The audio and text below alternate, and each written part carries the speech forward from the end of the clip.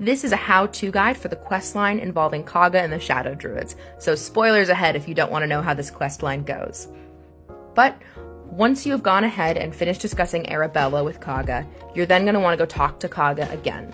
The dialogue you choose here, for the most part, doesn't matter. The only thing you need to make sure you do is discuss the Rite of Thorns with Kagha. Specifically, there's a line of dialogue where you talk about how the Rite of Thorns is very powerful magic.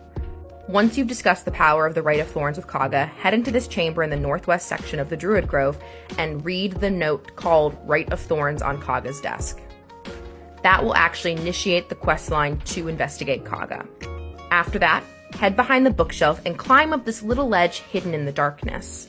Up behind this ledge, there's a little alcove where you'll find that there is a chest called Kagha's chest. This chest can be opened with the key if you pickpocketed off of Kagha earlier. I did not though, and so I rely on Astarion to lockpick this chest open for me. Once the chest is open, you can take everything that's inside. Just make sure you read the note that is in there, because the note will tell you where to go next. Specifically, the note tells you to head to the docks. You'll know you're heading in the right direction to get to the swamp docks when you see these guys talking to Auntie Ethel.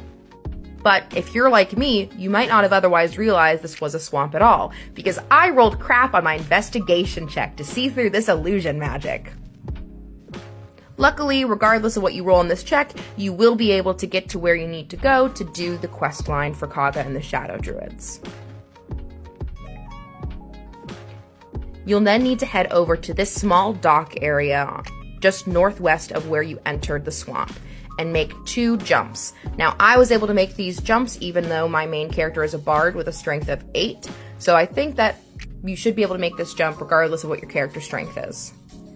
Once you make that second jump onto that middle island there, you will have to fight some mud mephits and some wood woads. So I recommend making sure that you have as many resources as you can, especially hit points, spell slots, things like that. The fight isn't too challenging, but it's hard enough because those mud mephits do explode.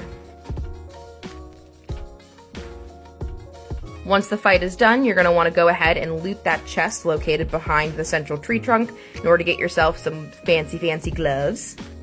And then head around the side of the tree trunk where you'll notice that on the trunk of the tree itself there appears to be a little hidden hole that's covered by some bark with a letter to Kagha inside of it. With this letter in hand, you'll have everything you need to actually confront Kagha. So all that's left to do is go back to the grove and talk to her. There is a chance you'll be able to persuade her to see the error of her ways, but regardless, this will end in a fight, so come prepared.